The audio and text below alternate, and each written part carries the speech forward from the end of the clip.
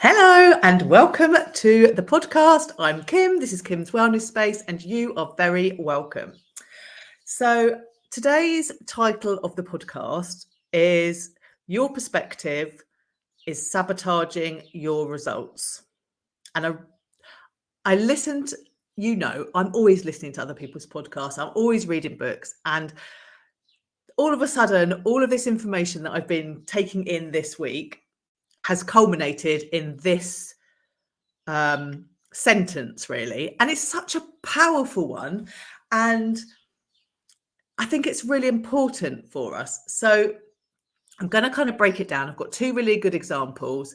And hopefully, by the time I get to the end of this podcast, you'll be like, I get it. I know what I can do to make a difference, because that's why I share everything I share, so that you can make a difference in your own life with your own wellness. So let's expand that a little bit. So your perspective of things affects your mindset, and then your mindset has a direct impact on whether or not you are achieving the results or seeing the results that you think you should be achieving and seeing. There's quite a lot of information just in that bit, isn't there? But we're not going to unpick everything today, but we're just going to unpick this perspective hitting the mindset, which then knocks on with the results. And it's really important, while I tell you this and when I'm explaining it, that you listen with kindness and without judgment. The last thing I want is for you to be listening and thinking, oh my God, I do that. I am so bad. No, you're not. No one's bad. We're just learning. We're doing the best that we can with the information that we've got. And then when we get new information, we can change things. No one's bad. No one's doing it wrong. It's just we can do things differently. So I think today, primarily, I'm talking to you if you are feeling really frustrated, that you think I'm doing all the stuff, Kim. Like, I listen to you. I'm doing all those things and nothing's changing. And I don't get it. I don't understand why. Well, the reason why is because although you're doing all the things, you might not have changed enough so that those things count. So I'm going to use myself as an example, because I think that's just the best way to start. So I'm going to talk about my swimming. So basically, I'm very lucky. I have a swimming pool. And as soon as the water is warm enough for me to get in without making excruciating noises so that the neighbours think I'm being murdered, I'm in and I'm swimming, and I swim regularly. I love it. And every year I say, I'm just going to keep on swimming regardless of the temperature, because my body will get used to it, and then I can swim all year round. I've been saying that for 7 years. I haven't done it yet. Maybe this is the year. Who knows?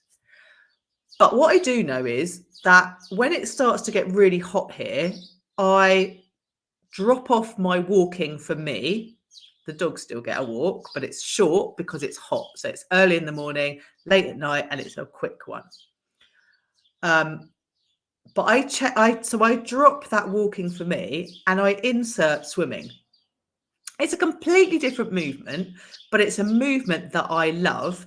And for me, I know that I can't walk. Do you know what? I probably could walk. I could probably get up earlier and I could walk. I'm choosing not to. I'm choosing to swim instead. Okay. So that's the first chunk of mindset there for you, isn't it? Straight away. And that's just me. And I do this all the time. So I'm swimming. So then every time I go to swim, I get a choice. So I am a person that swims daily. So what does that look like? Does that mean that every day I get in the pool at exactly the same time and I swim for the exact amount of time? No. What that means is every day I swim. Sometimes I swim for an hour. Sometimes I swim for half an hour. Sometimes I get in and swim 3 lengths and then think, oh my goodness, I'm absolutely exhausted. My body hurts because I've done X, Y, and Z in the week. I'm just going to float around and enjoy being in the water. But because I am a person that swims, because I swim every day, That is a habit that's consistent.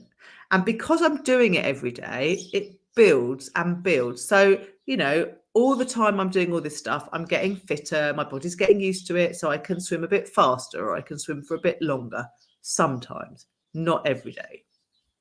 Now, if we flip this, it could be that I'm saying I'm a person that likes swimming and sometimes I swim and sometimes I swim for my workout. So already we know that it's different because I've gone from I'm a person that swims every day to I'm a person that likes swimming and sometimes I swim. So we already know that I'm not doing it every day because I'm doing it sometimes. So what does the sometimes look like? Am I saying I will only swim when I feel completely energized, I'm completely ready for this, and that I can swim for an hour? And if I'm not swimming for an hour, it doesn't count.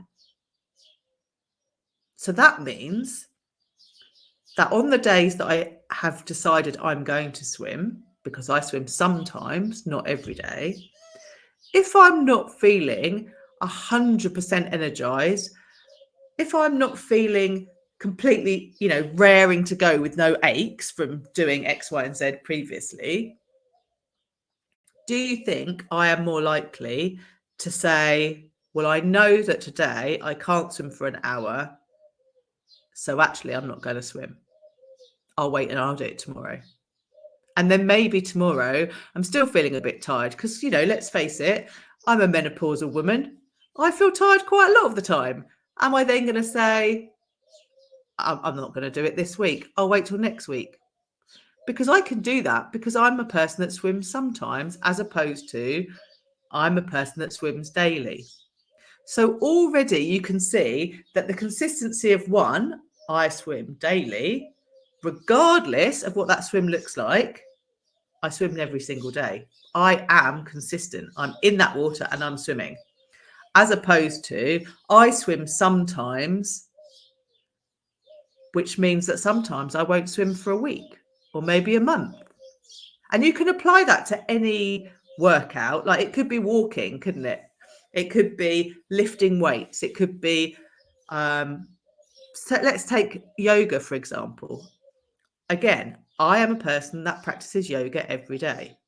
Does that mean that I'm on my mat every day at exactly the same time for an hour? Absolutely not. No way. What that means is every day I get on my mat and I do something, but every day is completely different and not the same time of day. Like I actually personally like to move my body as early in the day as I can, because quite honestly, and this sounds a little bit daft, even though it's a priority for me and it's something that I like doing, if the day gets going too far, I forget. And then I could be sitting at 8 o'clock in the evening and think, oh, I never did get round to doing that. So because I know that I am guilty of that, I like to work out first thing in the morning. And when I say first thing in the morning, I don't mean I'm getting up at 5 and working out at 5. I tend to wake up anytime between 6 and 6:30. Probably as we get into the really hot summer, I'll wake up a little bit earlier. But my normal pattern these days is between 6 and 6:30. And the first 2 hours of my day, I like to fill with all the things that I know are really good for me, that are really good for my brain, my body, my wellness, my everything. That's when I fill up my cup and then I get on with the rest of the day. So generally, that's when I would be doing my movement. But it's not always. Like sometimes things happen, don't they? And then I have to do it at lunchtime or in the afternoon. And that's fine also. I kind of deviated off what I was saying a little bit there. So yeah, I'm a person that does yoga every day, as opposed to I'm a person that practices yoga 3 times a week for an hour. So that's very strict, very it's in a box, isn't it? So say, for example, I was to say, I only work out on a Monday, Wednesday, and Friday with my yoga or weights or Pilates or whatever the workout might be, and I have to do it for an hour. Well, that's okay on Monday. But what about on Wednesday if something happens and you don't actually have an hour, you only have 40 minutes? Does that mean that you don't work out? Does that mean that you do it for 40 minutes? Does that mean you say to yourself, well, I know that if I don't do it for an hour, it doesn't count. So I'm not doing it today. I'll do it tomorrow. And then maybe tomorrow doesn't happen. So I hope you can see that what I'm trying to say is that every single time you show up to work out, regardless of the workout, that's a good workout. It doesn't actually matter what that workout looks like. You've done it. You can give yourself a tick, so it's good. So I recently shared a post on Instagram exactly about this, and it was about a swim that I'd done.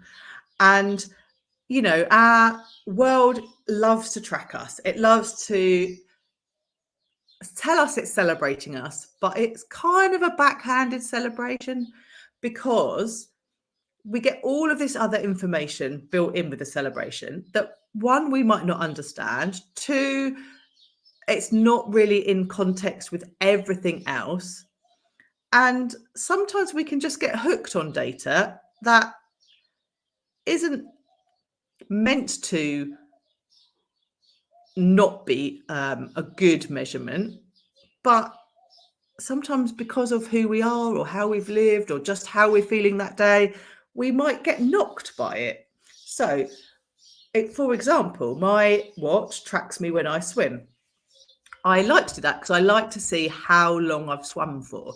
I don't really pay attention to anything else because I'm a person that swims every day. I don't need to, but I quite like to see how long I swim for, just because I like to see that, not for any other reason. But because it's tracking how long I've swum for, it also tracks things like it tracks the distance that I've traveled, it tracks the time it took me, it tracks my pace of my stroke. I think it tracks a couple of other things as well, but I can't actually remember what they are. And so I could see on this particular day when I was having a flick through the day of the Instagram post, that although I'd swum for half an hour, I'd swam quite slowly compared to maybe 2 days ago when I swam for half an hour and I was swimming faster. And it just kind of occurred to me that if I wasn't as far along travelled as I am in my journey, that I could have quite easily looked at that and thought that was a rubbish swim because I only swam for half an hour. I didn't swim very fast, which meant I probably didn't do this or I probably didn't do that. And if I look at what zone I'm in, I wasn't in an aerobic zone for as long as maybe I should have. So there's lots of negative things there.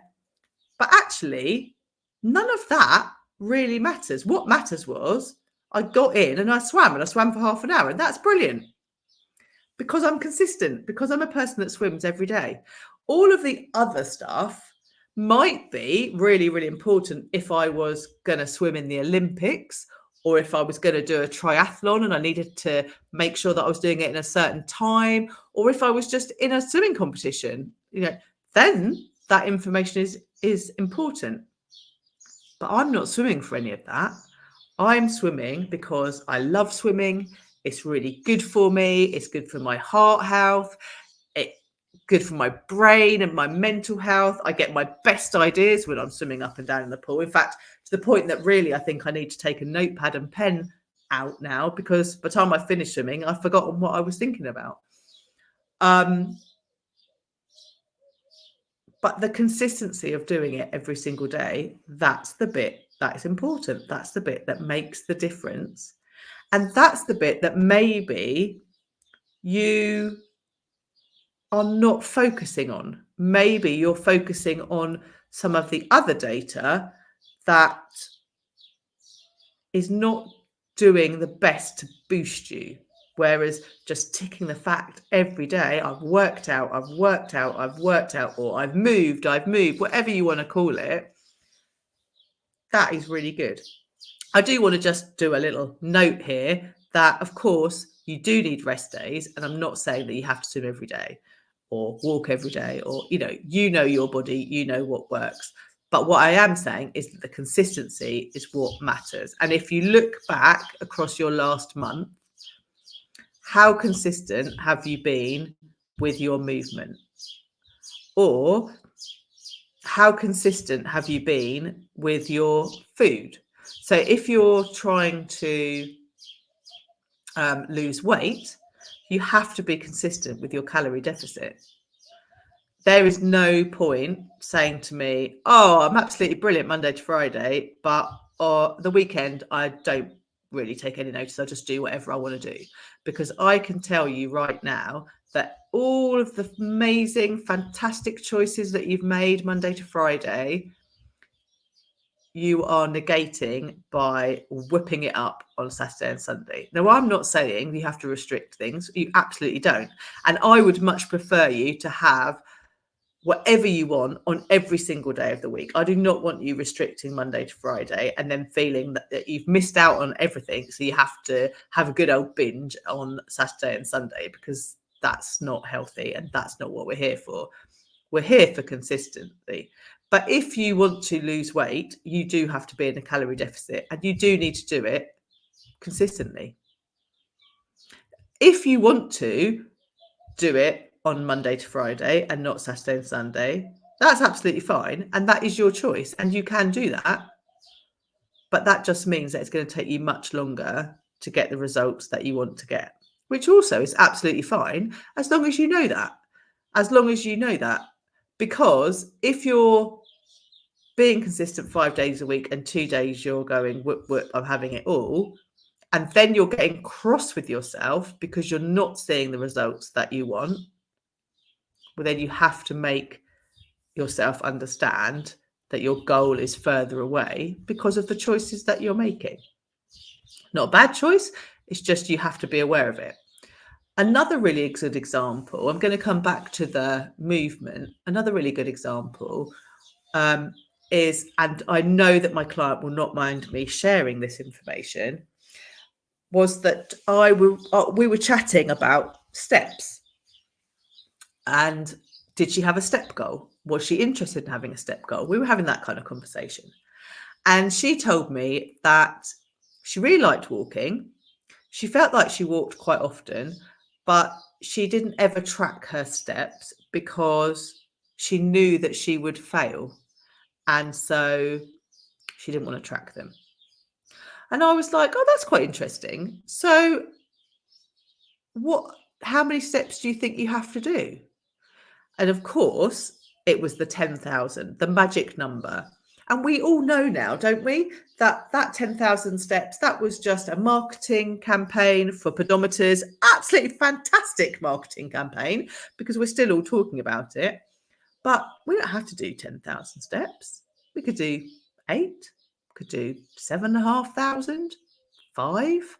Like, really depends, doesn't it, on what sort of lifestyle you lead, what you do in the daytime. Anyway, this lovely lady was actually walking to work and back most days.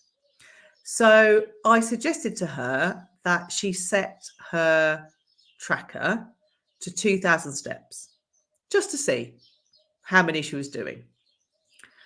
And of course, she was doing way more than that. She was walking pretty much an hour every day. But she had this mindset that if I set myself up to do 10,000 steps, I'm just going to fail. So there's no point in doing it. Whereas actually, what she could have done is to set her tracker to hit, say, 3,000 steps every day, and absolutely smashed it every single day by being consistent. It doesn't matter if she gets to 10,000 or 8,000 or 9,120 or whatever.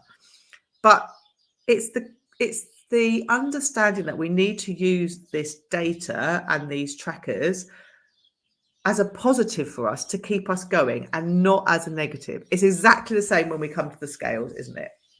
If you are someone that likes using the scales, you have to do it consistently. You need to be doing it like every day, or if you can't do it every day, every other day, or I don't know, once a week. Once a week is okay. It doesn't show you all your patterns. I would say if you are absolutely wanting to use scale data, you need to use it in conjunction with other data like photos and measuring and clothes. Because if you weigh yourself every single day, then you get to understand what your body reacts to, what it doesn't, like sleep or certain foods. Because weight fluctuates up and down. It's supposed to. That's normal. If you're consistent with your weighing of yourself, then you become to understand how you tick, how your body works, what your body reacts to. If you are someone that doesn't weigh yourself consistently, and then every now and again you just think, oh, I wonder how much I weigh, and you jump on, you are not going to understand that number that you see. So, it's going to go one or two ways, isn't it? It's going to be less than you were thinking it was going to be, which maybe that's going to make you happy, or it's going to be more than you thought it was going to be, and that maybe makes you unhappy. And that's, let's be honest, that's why diet culture works, because we don't do it consistently. We do jump on randomly, and then we knee jerk it for a reaction, and we go and do some strange diet which isn't sustainable and isn't good for us. And we don't want to do that. We do not want to do that. So, coming back to where we started, because I feel like I've shared a lot of information there. We started off by saying that our perception is sabotaging our results. And it absolutely is, because if we perceive that we have to be completely perfect with every single thing that we do, the chances are we're not going to do it. But if we do it consistently and let it be messy, let it be whatever it is, but it's consistent, you absolutely will get results. You probably are still going to have to give yourself way more time than you actually originally thought, because these things take time. That's fine. We've got the time.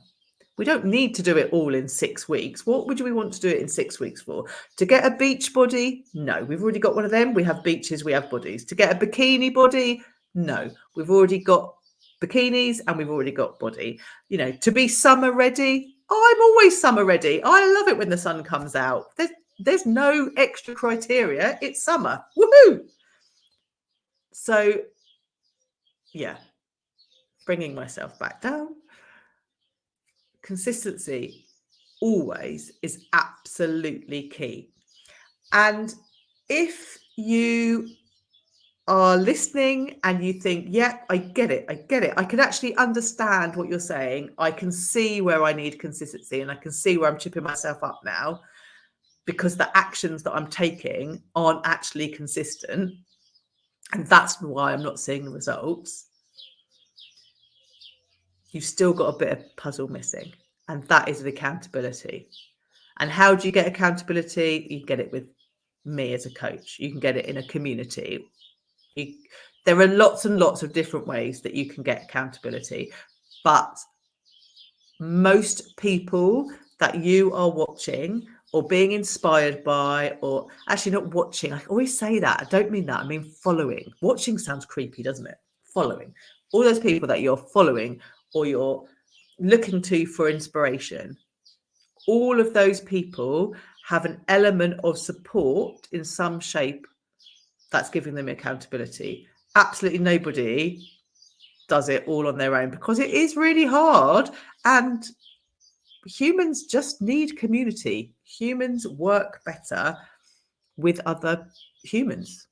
So get yourself some accountability, give yourself a bigger goal window and just try and be more consistent. And, it's not going to happen overnight. So if you try this after listening and, it goes a bit wrong, that's fine. Doesn't matter.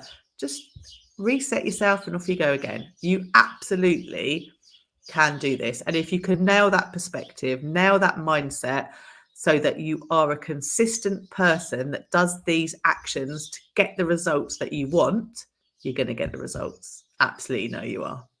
So I really hope that made sense. I really hope that you understood what I was trying to convey. And thank you so much for listening today. And I will speak to you all very soon.